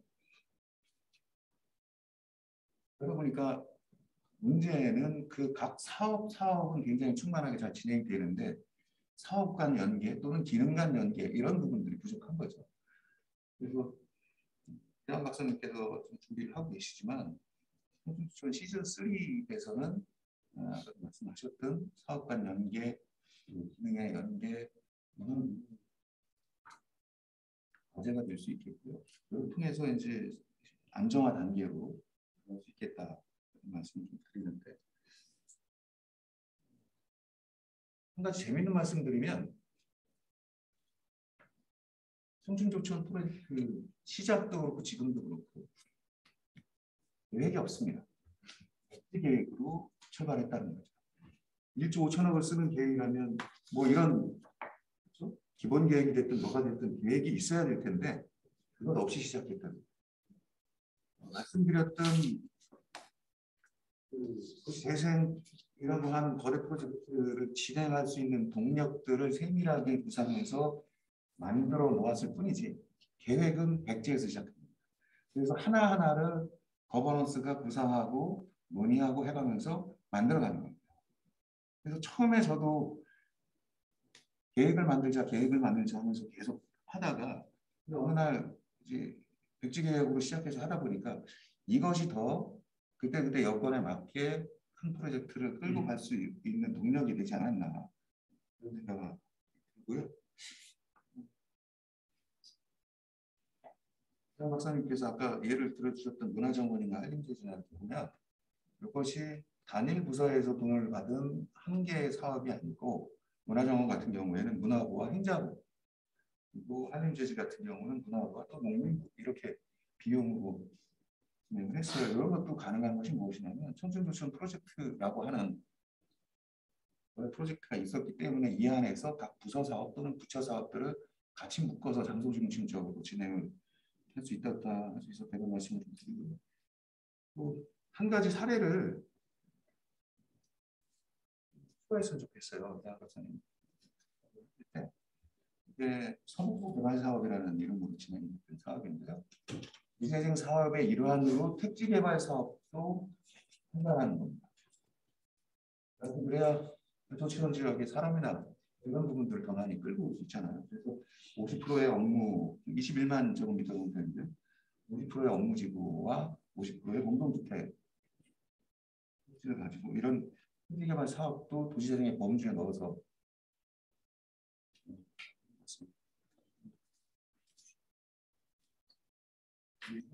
네, 고맙습니다. 뒤에 뭐 종합적인 소감은 발표자께서 뒤에 말씀하시는 시간을 드릴게요. 자, 이어서 두 번째 주제 발표가 우리 정태일 선생님께서 대전시 도시재생 사업의 현황과 과제에 대해서 좀 방대한 양을 이렇게 사업 소개를 해주셨습니다. 우리 토론은 우리 이재호 교수님께 부탁드리겠습니다. 정세 센터장님 말씀해 주셨고요. 이번에 도시재생 사업 현황과 과제라고 해서 발제를 해주셨지만 사실 그 최근 우리나라 도시재생의 현황과 과제가 대전에 지금 그 압축돼서 들어가 있는 내용을 주신 것 같고요. 2016년 이번 정부 이전부터 일반 지역 재생 원도심의 선정에 대해서 진행되는 내용과 2017년부터 선정된 지역 여러 가지 말씀 주셨습니다. 개인적으로는 저도 그 2017년에 대전에 선정된 신탄진 지역에 지금 또 총괄 코디를 맡고 있고요.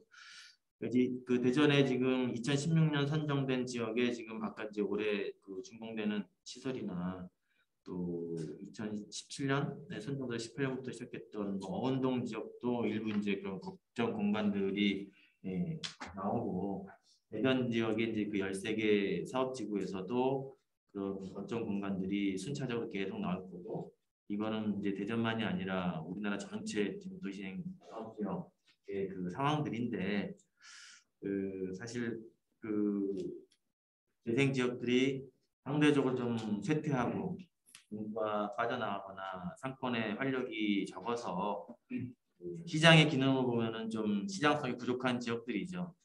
이런 데에 그 주민의 공동 이용이나 지역 활성화를 위한 그 거점 공간들을 공공 비용을 가지고 만들어내는데 또 이 지역의 지자체가 사실 이제 공공 재정이 이렇게 충분한 게 아니잖아요.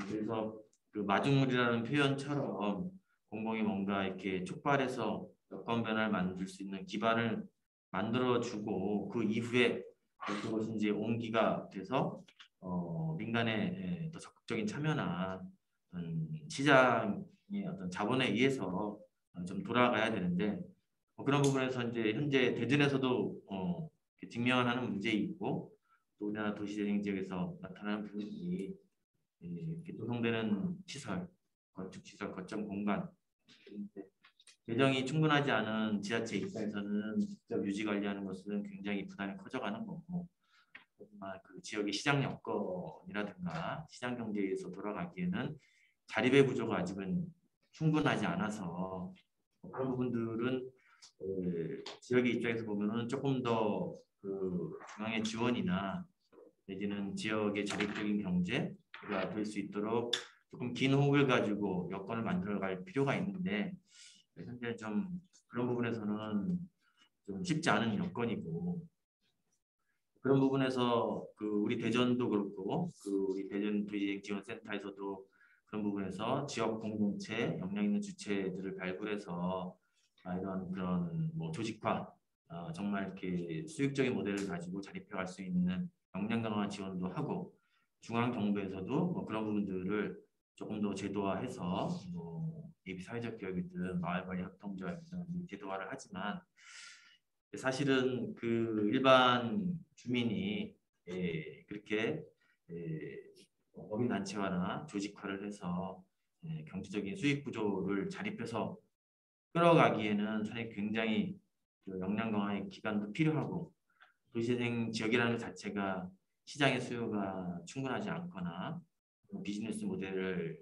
만들기 위해 쉽지 않기 때문에 그런 부분에서 우리 대전 지역에서도 사실은 뭐 또 제가 좀 발 담그고 있는 대덕구에서도 이런 것들이 아주 현안으로 크게 이제 다가오고 있고요. 그런 부분에서는 좀 이런 부분이 있는 것 같습니다.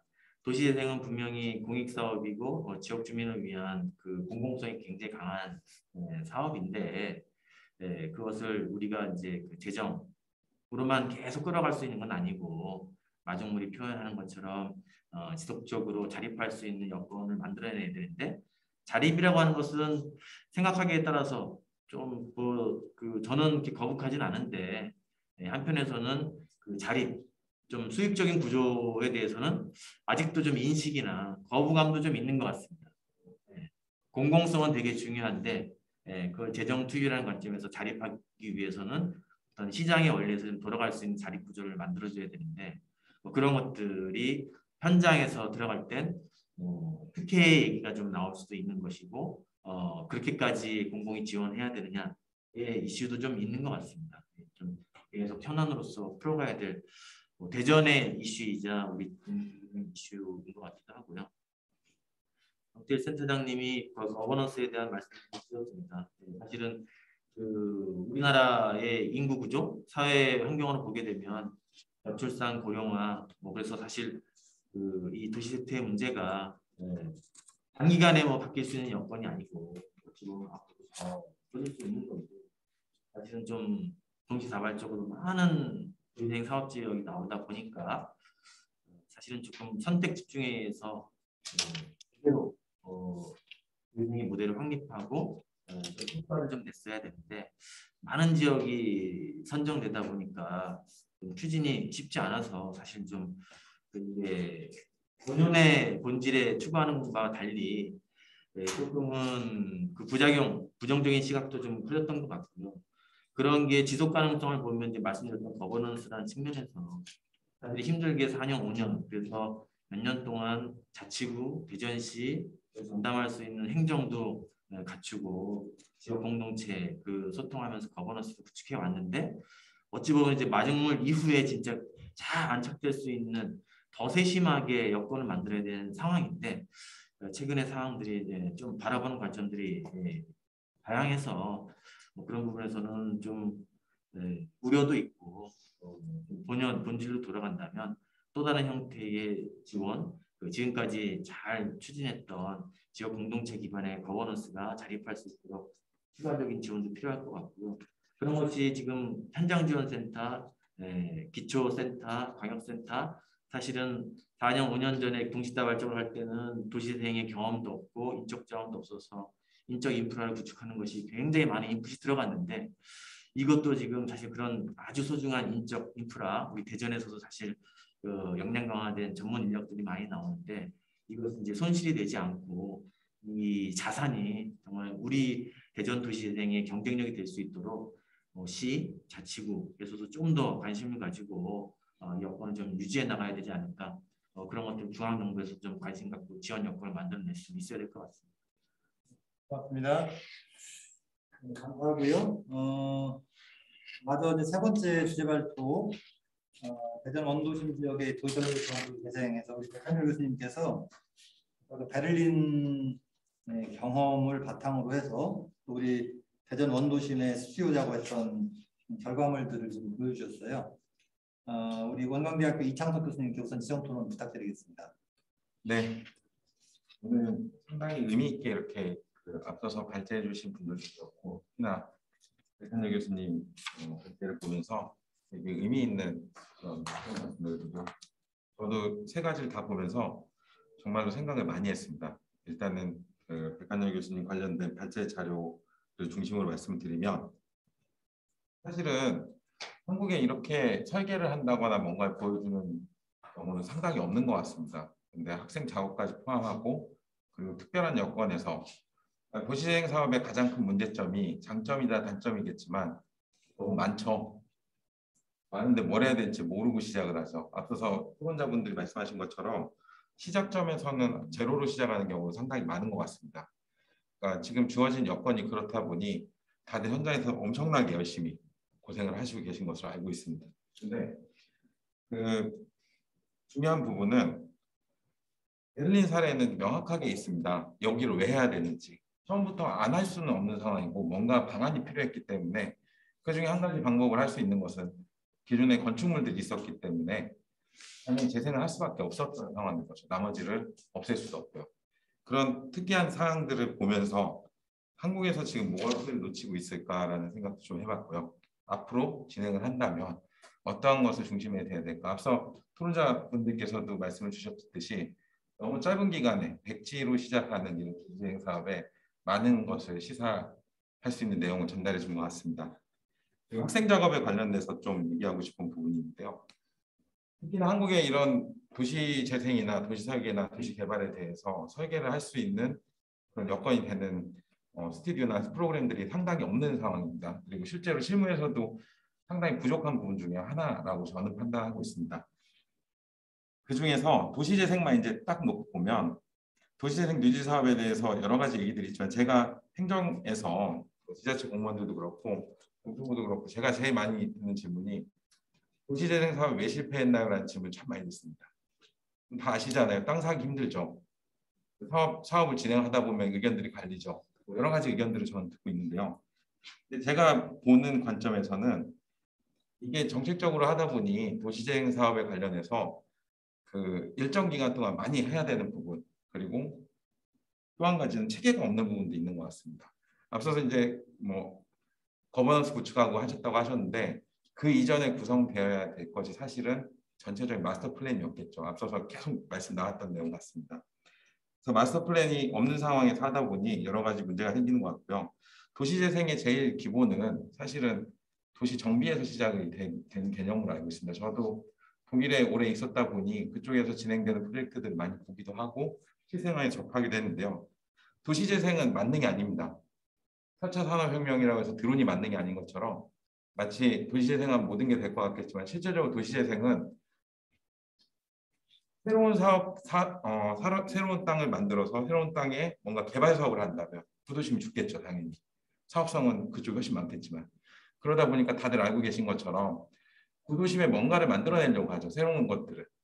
근데 여기에 문제가 뭐가 있냐면 대한민국 전체의 인구는 늘지 않습니다, 현재. 현재 정체가 되어 있고 특히나 지방 도시들은 인구가 주는 경우가 더 많습니다. 근데 거기에 어떤 특정 지구가 개발이 된다고 하면 당연히 한쪽 부분에서는 인구가 빠질 수밖에 없죠. 그런 측면으로 접근을 해야 되는데 도시재생 사업이 인구 유입이 안 되는 상황에 사다 보니 초점이 맞춰져 있는 부분이 저는 관광이라고 보고 있습니다. 다 거주는 안 하지만 많이 올 거다라는 가정하에 여러 가지 시설들을 짓게 되는 현황들이 있는 것 같습니다. 그래서 좀 도시재생이 원래 추구하는 바가 뭔지는 다들 알고 계시니까 한 번쯤은 생각을 해봐야 된다고 생각을 하고요. 이게 안 되는 부분 중에 또 한 가지는 민간 자본입니다. 이 얘기를 말씀드리는 거는 이제 백한열 교수님이 학생 작업을 보여줬는데 그건 되게 좋습니다. 보고 있으면 좋은데 과연 저게 실현 가능한가라는 질문을 좀 던지고 싶습니다. 저도 지금도 그림을 그리고 있고 지금도 열심히 만들어내고 있는데 이게 제도 안에서 뭔가를 할 수 있는 방법이 없습니다. 그 가장 큰 게 민간 자본이겠죠. 사유지에 대해서 어떻게 할 건지는 도시재생에서 마찬가지로 큰 어려움을 알고 있습니다. 근데 앞서서 그 지구단위 계획에 대한 이야기도 좀 했었는데요. 도시에서 민간 토지 혹은 민간 자본을 제재할 수 있는 방법. 사실 도시계획은 중심에는 제한이 있습니다. 규제가 있죠. 규제력을 잃게 되면 더 이상 활동하기가 힘들겠죠. 근데 지구단위 계획을 사람들이 그렇게 보통 표현을 합니다. 정의를 하라고 하면 토지이용 계획, 지구단위 계획, 뭐 가이드라인 이런 것 중에 2차원적인 토지 이용 계획을 3차원에 입체화된 계획이다라고 하는데 현상을 보게 되면 실제적으로 지켜지는 경우도 많고 의미를 갖는 경우가 정말 많습니다. 하지만 세세한 선들은 독일처럼 나오지가 않죠. 그러다 보니 어떻게 보면 지구단위 계획이 잘 지키면 어떤 인센티브를 주는 경우도 생기고 혹은 도시 쪽보다는 건축에서 더 민감하게 반응하는 경우도 있고 그런 상황들이 있는 것 같습니다. 그래서 제가 생각할 때는 실제적으로 도시 설계가 좀 필요하다는 생각을 하는데요. 한국에는 도시 설계는 없는 것 같습니다. 제가 볼 때. 물론 제가 비교하는 부분은 독일이나 유럽의 경우를 좀 하는데요. 엄청나게 제한이 있기 때문에 모든 사업들이 진행할 때 수월하게 진행이 가능하다고 봅니다. 근데 한국 같은 경우는 제한이 별로 없죠. 없다 보니까 민간에서 이야기하는 것들은 상당히 차기가 어려운 거죠. 민간 자본에 대해서는. 네, 그래서 제가 마지막으로 이제 제안을 조금 정리를 해서 말씀을 드리면 첫 번째는 사업기간에 대한 생각도 좀 해봐야 될 것 같아요. 처음에 도시재생 사업을 하기 전에 많은 공모라든가 많은 그림들이 있고 확정된 도면이 나오기 전에 그 준비 기간도 좀 필요할 것 같고요. 물론 도시재생뿐만 아니고 대부분의 사업들이 그렇습니다. 저도 직접 가업을 해보면 뭐 행정기관에서 제가 과업을 하게 되면 저보고 조감도를 가지고 그래요. 자꾸. 중간 과정은 하나도 중요하지 않더라고요. 뭔가를 조사하고 분석하고 왜 해야 되고 이런 내용들을 좀 담을 수 있는 그런 기관들이 좀 필요한 것 같고요.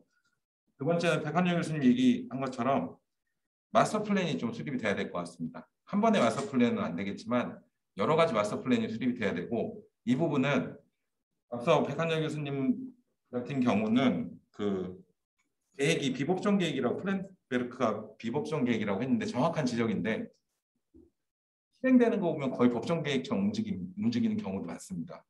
그래서 앞서서 먼저 마스터 플랜을 수립해서 도시 전체에서 어느 지역이 도시 재생을 해야 하는 게 맞는 건지 지금 도시재생 관련해서는 선정받기 위해서 몇 가지 있는 그 제한사항이 걸리는 지역들을 찾아서 역으로 가는 것 같습니다. 필요한 곳이 아니고 사업 신청을 할 수 있는 곳 이렇게 신청을 할 수밖에 없는 경우도 많은 것 같습니다. 세 번째는 영역이 좀 명확해져야 될 것 같아요. 무슨 얘기냐면 가끔 저도 이제 어디 지자체나 아니면 중앙정부에서 뭐 할 때 가보면 오시는 분들 중에 그런 얘기를 하시는 분이 있으세요. 주민이 설계하고 주민이 관리하고 주민이 운영하고 주민이 만들어내는 시설이라는데 그런 얘기 이제 취지는 알겠어요. 저는 그만큼 주민이 중요하다는 말씀들을 하시는데 제가 느낄 때는 행정 관리를 해야 됩니다. 행정에서 무너지면 진행이 안 되겠죠. 그리고 전문가는 주민들의 의견을 실제적으로 반영할 수 있도록 뭐 법규도 좋고 설계안도 좋겠죠. 그래서 이 세 가지가 명확하게 구분이 됐으면 좋겠습니다. 네 번째는 백한열 교수님 그 발제자분에게도 좀 질의하고 싶은 부분인데 이 마스터 플랜을 만들어서 어떻게 우리가 실행 가능하게 할 건지 이런 답변도 좀 필요할 것 같습니다. 그래서 저는 체계 확립이라고 생각을 합니다. 아직 그런 체계들이 없는 상황에서 진행이 되고 있다고 생각을 하고요. 그리고 마지막은 이재호 교수님 이제 말씀 주셨는데 이 공공에서 너무 많은 개입을 하는 것은 올바르지 않다는 판단입니다. 그래서 어떠한 성과를 내기 위해서 지금은 하고 있지만 사실 민간의 영역에 있는 것들이 많이 지금 어떻게 보면 반대적으로 지속 가능하지 않을 수도 있습니다. 이 부분은. 그래서 이런 고민들이 있어야 되지 않을까 싶습니다. 네, 이상입니다. 네, 뭐 좋은 지적 감사드리고요. 이렇게 하겠습니다. 우선 제가 한번 세 분 토론자분께서 몇 가지 지적 또는 제안을 주신 것 같아요. 그래서 간략하게 한번 정리해보고 향후 과제 중심으로 우리 저 발표자들께서 의견을 좀 정리해 주셨으면 좋겠는데 우선 그 청춘 조치원 프로젝트에 관련돼서 우리 김동호 박사께서는 어쨌든 조치원 청춘 프로젝트 수행의 현황의 특성을 좀 정리할 필요는 있겠다는 생각인데 뭐 백지 계획으로 출발했다 이런 것은 아마 계획이 없었다 이런 측면보다는 주민들에 의해서 구상되고 만들었다 이런 취지의 말씀이신 것 같아요. 그런 것도 굉장히 큰 특징이었고 또 굉장히 많은 사업들이 추진될 수 있었던 것이 추진 체계, 지속성의 확보의 기반을 마련했다. 그래서 의사결정 시스템, 조례 등의 제도 확보 이런 것들이 함께 갔다. 이런 특성이다 이런 얘기죠. 그 다음에 그 문화재생 사업 같이 여러 부처 사업 이런 것들도 굉장히 적극적으로 발굴해서 그것을 실현하고 있다. 이런 것들이 큰 특징이다 이렇게 좀 정리를 해주신 것 같고 향후 과제로는 이제 개별적으로 많이 진행되는 이제 사업 간, 기능 간 연계를 어떻게 더 강화할 것이냐 하는 게 하나의 과제다 이런 말씀하셨고 또 맨 마지막에 이제 택지개발 사업, 뭐 도시개발 사업 이런 것들이죠. 우리가 재생 얘기하면 재생만 이렇게 바라보는데 사실은 일정한 공간을 둘러싸고 공간의 재탄생, 재활력을 일으키려고 하는 데는 재생사업 모델의 사업도 필요하고 정비사업 모델도 필요하고 이런 것들이 함께 유기적으로 가야 된다. 이런 취지의 말씀이신 것 같아요. 그래서 그런 것들도 노천 전역을 갈 때 이제 하나의 과제다 이런 말씀을 주신 것 같은데 이 박사님께서 한번 뭐 짧게 앞으로 그 청춘조치원 프로젝트 또는 조치원 재생에 있어서 큰 향후 과제도 중요하다고 생각하시는 거 한번 소감 정도 말씀을 한번 부탁드릴까요? 말씀 너무 감사드리고요. 이 청춘조치원이 굳이 3단계로 나누자면 시즌 1, 2, 3로 나눠서 진행이 되고 있거든요. 내년에는 시즌 2가 마무리되고 지금 현재 센터장님도 많은 고민을 하고 계신 부분인데 시즌 3를 어떻게 전략을 설정을 해서 앞으로 잘 정착을 할 수 있을까에 대한 고민을 하고 있는데 저도 고민을 하고 이제 이야기를 많이 나누면 그 의견은 좀 비슷하게 나오는 것 같아요. 항상 이제 공간적인 연계를 어떻게 해야 될지 그리고 이제 가장 중요한 거는 사업이 다 완료되고 나서의 사후관리 측면 그리고 자립성이나 지속성을 어떻게 유지할 수 있을지에 대한 고민이 필요하거든요. 그래서 지금 시즌 3나 그 시즌 3 전략의 방향이라고 한다면 이런 자립성, 지속성 어떻게 할 것인지 그리고 공간을 아주 많이 만들어 놨지만 지금 이를 어떻게 비어있지 않은 공간, 잉여 공간으로 남지 않기 위해서는 어떻게 해야 될 것인가 거기에 대한 부분을 해야 될 거라고 생각합니다. 감사합니다. 앞으로 저 지금 초기에 그 우리 연구원에서 과제를 진행하고 계신다고 하셨잖아요. 네. 우리 저 김모 선생께서는 이제 오랫동안 그 세종시 재생 분야를 직접 실무에서 관장을 하고 계시니까 서로 도움을 많이 주고 받으시면서 정책 과제가 잘 마무리됐으면 하는 생각입니다. 두 번째 우리 정태일 선생님 발표하셨던 대전시 재생사업 현황과 과제 이런 부분에 대해서 이재우 교수님께서 토론을 해주셨습니다. 크게 보면 현재 대전시 지금 13개에서 금년 2개에서 한 15개 정도가 이제 진행되는데 현재는 이제 마중물 사업을 중심으로 공공이 역할을 해왔고 이를 통해서 거점 시설이나 거점 공간이 이제 구축된 정도에 와 있다 이렇게 보시는 것 같아요. 그런데 현재로서는 이 거점 시설이나 공간이 민간 영역으로 확산되거나 또는 자립 구조의 어떤 순환 체계로 이제 접어들어야 되는데 아직 그런 부분들에 대한 것은 다소 미흡하지 않나 이렇게 이제 보시는 것 같고 그래서 이 자립화 모델이 될 수 있도록 지속적 지원이 필요하다 하는 점들을 강조를 해주셨습니다. 그리고 또 이 센터나 또 사회적 기업 협동조합 이런 등등의 그 추진 주체, 거버넌스의 추진 주체들도 다양한 뭐 교육, 훈련 이런 걸 통해서 이제 발안은 되고 있습니다만 어떻게 여하에 자리 잡는가 하는 자리매김이 굉장히 중요하겠다 이런 생각을 하시는 것 같고 저는 특히 뭐 오늘 토론할 때 말씀 안 주셨는데 특히 우리 그 광역 그 시내에 되게 현장 센터들이 쭉 있고 그다음에 이것을 좀 중간중간에 정리할 게 하나도 없어요. 그래놓고 이제 우리 센터에 맡고 계시는 광역지원센터가 있는 건데 마침 좀 이재호 교수님이 지금 맡고 계시는 대덕구는 기초센터를 만들었잖아요, 사실은. 그래서 이런 모델들도 조금 잘 그 성과를 진단하고 해서 이렇게 좀 다른 데서도 벤치마킹이 될 수 있도록 하는 게 좀 필요하지 않나 이런 생각이 좀 들긴 합니다.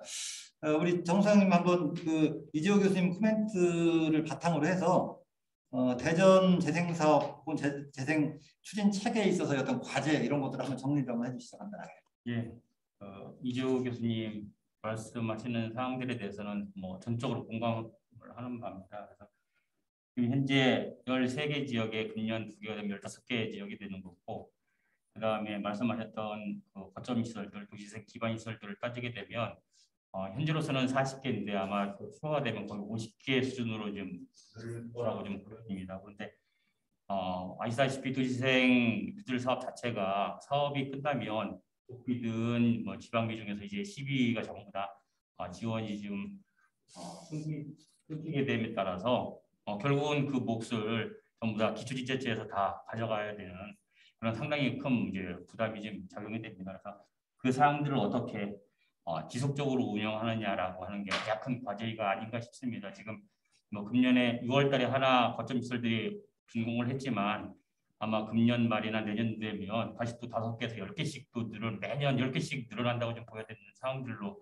직면하기 때문에 어떻게 지속 가능한 사업 유지가 되느냐가 결국은 도시생 누들 사업의 성패와 성패에 달려 있다라고 좀 보여집니다. 그래서 말씀하셨던 자립화 모델, 대전형이 아니라 저는 국가 차원에서 중앙정부 차원에서 자립화 모델에 대한 좀 더 세심한 연구가 좀 필요하다라고 좀 보여지고요. 또 하나는 이제 중앙정부나 대전시의 지속적인 지원이 좀 들어야 될 것 같습니다. 뭐 아시는 바와 같이 대전시의 5개구, 특히 동구, 중, 대덕구 같은 경우는 경제 자립도가 20% 미만입니다. 그런 측면에서 현재 거점 시설들을 지속 가능하게 운영하기에는 상당히 부담이 좀 많고요. 지금 아까 말씀드렸던 그 유성구의 안녕센터 같은 경우도 금년 6월달에 준공을 해놓고 금년에 그 기초지자체에서 지원하는 금액만 몇 천만 원 정도가 지원이 됩니다. 그러면 결국은 내년도 그렇고 후년도 그렇고 그러면 1년에 적어도 1억 이상의 운영비가 투입된다면 그 부분에서도 기초지자체에서 상당히 좀 부담이 될 거라고 보여서 도구라든지 또는 대전시의 지속적인 좀 지원이 필요하다고 좀 보여집니다. 특히 이제 우리 이제 저장이신 이제 백 교수님께서 말씀하셨듯이 대전시는 광역센터 하나에 기초센터 하나 그리고 현장지원센터가 지금 13개가 지금 운영되고 있습니다. 그런데 뭐 다른 이제 광역 시도를 보게 되면 기초센터를 거의 다 가지고 있습니다. 기초센터라고 하는 역할들이 다 자리 잡고 있어서 현장에서 좀 챙기지 못한 거라든지 방금 말씀드렸던 거점시설 준공 후에 운영 방안이라든지 이런 것들을 같이 이제 고민하고 그거에 대한 대안이 좀 필요한데 대전시 같은 경우는 지금 대덕구 외에는 기초센터가 지금 만들어지지 않았기 때문에 그러한 그 거버넌스 아까 제가 맨 마지막에 발표했던 현장지원센터 역할도 중요하지만 그거와 관계되어 있는 광역과 기초센터, 현장지원센터와 어떻게 역할을 분담을 해가지고 끌고 갈 것이냐 하는 게 제가 봐서는 대전시의 도시재생 뉴딜 사업을 단기간에 정보를 정립하기 위한 과제가 아닌가 싶습니다. 혹시 이재호 교수님 그 기초센터 현재 기초센터장을 맡고 계신 거죠? 현장을 맡다가 현장이 대덕구에 2개, 이제 3개 늘어나니까 지금 저희가 논의하는 그 필요성 때문에 그 구가 열악함에도 불구하고 저도 그 필요성을 제기해서 정말 여건은 안 되지만 일단은 기초센터를 만든 거죠. 좀 그 기초센터 장을 맡으셔서 좀 일을 해보시면서 뭐 앞으로 과제라고 할까? 뭐 바람이 있다면 어떤 거 간단하게 한 말씀 해주실래요? 뭐 그 우리 대전만의 문제가 아니고 그 우리의 체계가 현장지원센터는 국가에서 마중물 지원하면서 의무적으로 설치하도록 하는데 그 현장이 어쨌든 마중물 기간에 한시적으로 운영이 되고 말씀드렸던 것처럼 실제 현장에서 그 전문 인력의 육성과 경험이라는 것은 너무 소중하고 중요한 건데 그 한시적인 조직이 끝나고 나면 그 다음 단계가 없고 사실 지금 거점시설 나오는 이런 부분에서는 더 해야 될 일이 굉장히 많고 사실은 지역이 1년차, 2년차, 3년차 돌아가면서 어떤 그 도시재생이 진행되는 과정에서는 그 시행착오 때 겪었던 경험, 노하우 이런 것들이 다른 지역에서는 그것을 극복할 수 있도록 활용이 돼야 되는데 현재 우리의 체계가 좀 그렇지 못하고 기초센터라고 하는 것이 그래도 현장의 경험이 깊이 되어 있고 기초 차원에서의 좀 도시생활을 해야 되는 큰 틀에서는 역할을 계속할 수 있는데 사실 그게 이제 법적으로 뭔가 중앙에서는 재정 지원 센터에 대한 운영비 같은 것이 없고 기초는 필요성에도 불구하고 그 사업비 운영비를 마련 못하니까 이런 좀 딜레마가 있고 가능하다면 단기적으로 광역에서라도 좀 관심을 가지고 기초에 대한 좀 지원이 있으면 좋지 않을까 그런 생각하고 있습니다. 잠깐 첨언이 있는데요. 그래서 이제 다음 정부 쪽에 뉴딜 2가 될 수 있고요. 도시재생으로 하면 시즌 3가 되는 거죠. 서도사업까지. 국토부의 총괄 관리 기능을 빼내서 총리실은 아니면 적어도 균형이 차원에서 다루어야지 범부처 사업이 될 수 있고요. 그건 이제 국가 기구를 하나 만들어야 되는 거고 또 하나 과제가 국가 도시재생 지원센터를 만드는 겁니다. 지금 LH에 가입된 이런 지원 기구가 아니고 그런 정도가 아니고 국가 센터를 만들고 거기서부터 광역센터, 기초센터 이렇게 연결될 수 있도록 하고 적어도 운영비의 일정 부분은 국가에서 나오고 그래야지 행정으로부터 조금 자유롭고 위상이나 이런 부분도 만들어낼 수 있겠다. 그리고 사업비하고 예산 관련은 도시재생 관련 예산들을 묶어가지고 통합 예산제, 버젯을 싱글로 만드는 작업이죠. 그게 조금 난항이 있긴 한데 여하튼 그런 형태로 만들어가는 건데 지금 말씀하신 게 지금 어느 정도 논의가 되고 있는 모양이죠?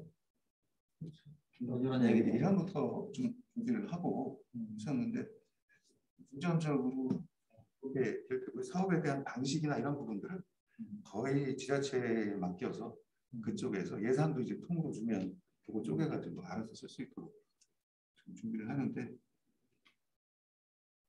또 그런 겁니다. 말씀하셨던 부분도 그렇고 선생님 말씀하셨던 부분인데 어떻게 할 것인가, 누가 할 것인가, 어떻게 할 것인가라고 하는 추진 동력을 공고히 만들어 두고 거기서부터 여러 가지 사업들이 파생되고 가야 되는 거예요.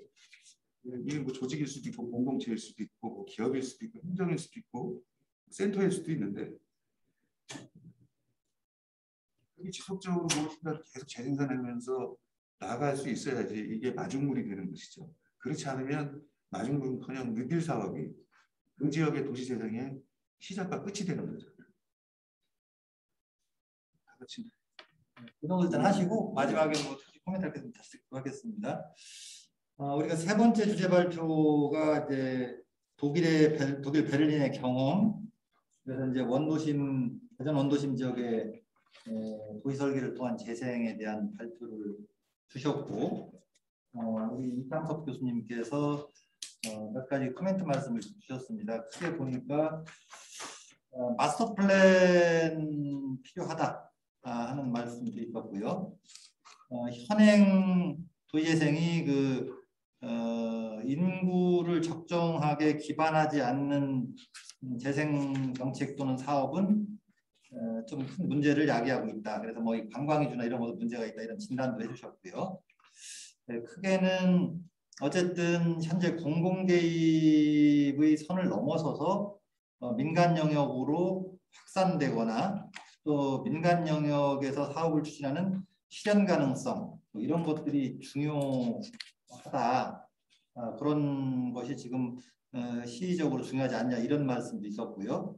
또 이 거버넌스 주체별 역할을 좀 명확히 할 필요가 있다는 것도 강조했어요. 행정, 뭐 센터, 중간 지원 조직, 민간 영역 이런 부분들에 대한 거버넌스별 역할 정리 필요하다는 얘기도 좀 하셨고, 그리고 이제 마스터 플랜 얘기하시면서 그러나 과연 마스터 플랜이 우리 한국 사회적 실정해 봤을 때 실현 가능할까 하는 부분들은 의구심도 있다는 얘기를 저는 들었는데요. 요거는 또 발표자께 또 질문도 좀 하셨어요. 이걸 포함해가지고 우리 백한열 교수님께서 특히 강조하셨던 게 입체적 공간적 통합형 재생 모델 이런 것을 강조를 하고 계시는 것 같은데 마스터 플랜 실현 가능성과 좀 접목해서 간단하게 좀 코멘트 좀 부탁드리겠습니다. 네, 제가 뭐 10여 년 독일에서 도시 설계 분야, 설계 포함해서요, 설계 분야에서 있으면서 가장 크게 느꼈던 부분들이 몇 가지가 있는데요. 지속 가능성 그리고 굉장히 긴 시간을 가지고 도시를 만들어 간다.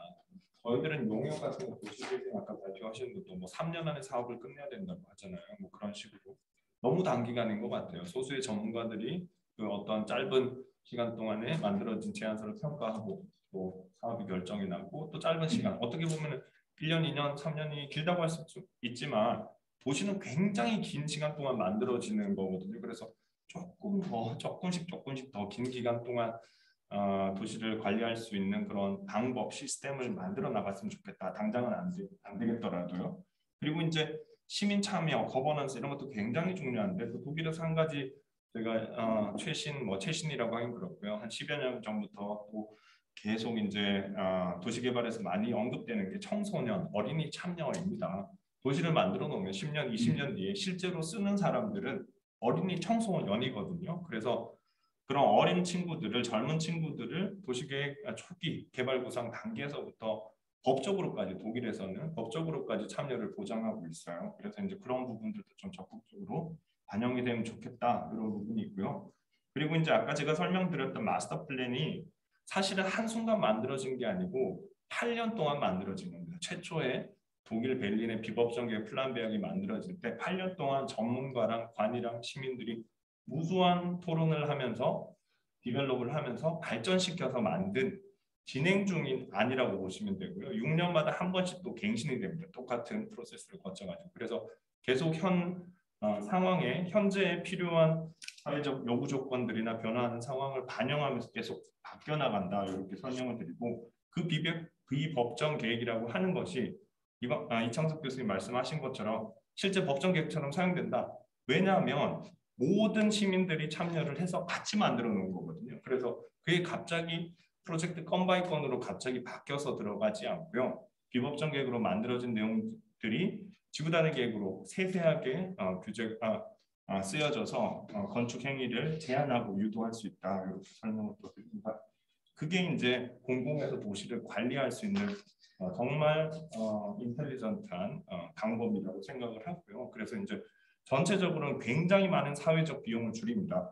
전체 틀을 만드는 시간은 오래 걸리고 힘들 겁니다. 비용도 많이 들고요. 근데 한번 만들어 놓고 나면 개별 건축 행위에 있어서의 뭐 민원이라든가 각종 심의들이라든가 이런 것들을 획기적으로 줄일 수 있거든요. 그 큰 틀을 따라서 건축 행위를 할 수 있기 때문에 민간에서도 마찬가지입니다. 그래서 이제 그런 부분들을 제가 강조를 드리고, 그래서 이제 대전 원도심에도 선화동에 엄청난 주상복합 건물들이 들어오고 있어요. 개발을 저는 반대하는 사람은 아니고요. 저도 뭐 기회가 되면 거기 대전 천변에 주상복합 아파트를 하나 받고 싶은 개인적인 마음이 있는데 하지만 그런 것도 전체적인 도시적인 큰 틀을 하나 만들어 놓고 설계가 될 수 있으면 좀 더 좋은 환경을 만들 수 있지 않을까 그렇게 그런 의견을 가지고 있습니다. 그래서 이제 이런 전체적인 입체적인 공간적인 도시 설계가 필요하다라는 것은 시민 그리고 그 시를 도시에서 살아가는 모든 주체들의 커뮤니케이션 툴로서 필요하고요. 그리고 또 이제 교육 수단으로서도 정말 중요한 툴이 될 것 같고요. 그리고 공공에서 도시를 관리할 수 있는 툴이 될 것 같습니다. 고맙습니다. 혹시 그 진행자로서 지 박사님, 진행자로서가 아니라 그 전문가로서 혹시 뭐 코멘트 하실 말씀은 없어요? 마무리하기 전에 저희. 저도 뭐 이번에 재생 세션을 만들면서 우리가 계속 원도심이랄까 또 청춘조치원 등등 해서 대표적인 도시 재생 사업을 한번 검토를 해보고 앞으로의 방향성이라든가 또 어떻게 진행을 해야 될까 그동안 뭐 여러 토론이라든가 이런 과정도 지켜보면 이런 문제가 있었잖아요. 이런 부분에 있어서 한번 연구원 차원에서 이런 엑스포 기회를 좀 빌려서 한번 이렇게 평가를 한다거나 이렇게 중간에 매듭을 짓는 과정이 저는 필요하다고 생각을 했습니다. 그래서 오늘 전문가분들을 모시고 이렇게 구상을 했는데요. 앞으로는 이렇게 오늘 토론 발표자분들도 그렇지만 토론자분들께서도 상당히 현실적인 부분 그리고 실제로 작업하시면서 느끼셨던 부분 이런 부분에 있어서 가감없이 말씀해 주신 부분이 저는 좀 굉장히 신선하게 다가왔습니다. 이런 부분도 저도 이제 정책과제, 뭐 연구과제 등등을 진행을 하겠지만 이런 부분은 좀 약간 기존에 제가 갖고 있던 고정관념이나 이런 부분을 좀 바꿔서 좀 적극적으로 한번 생각해 볼 필요가 있지 않을까 생각하는 자리가 된 것 같아요. 고맙습니다. 뭐 시간도 발표자들, 토론자들 다 안배해 주셔서 잘 해주셔서 잘 마치는 것 같은데요. 제가 이제 마무리 말씀드리고 마치려고 하는데 혹시 꼭 한 말씀 더 하시고 싶은 말씀 혹시 없어요? 없으시면은 이렇게 정리를 하겠습니다. 오늘 여러 좋은 발제와 토론이 있었습니다. 크게 종합적으로 본다면 한 5가지 정도 정리를 할 수 있을 것 같아요. 첫째는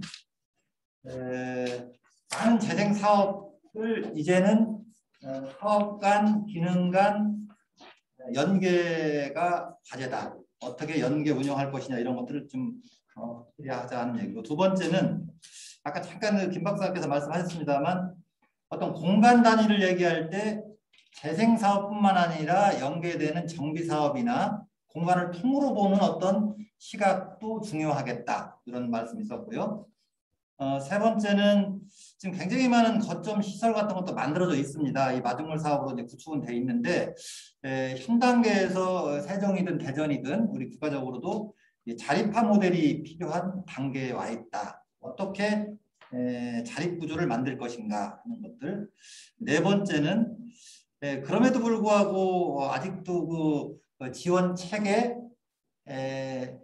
시민들의 어떤 시스템을 더 진작시키기 위해서는 중앙정부나 또 지자체의 지속적 지원은 아직도 필요한 것 같다, 이런 말씀하셨는데, 과연 이것이 이제 어떤 내용으로 어떻게 필요할지 하는 부분들에 대해서는 우리가 고안을 좀 해야 될 것 같고요.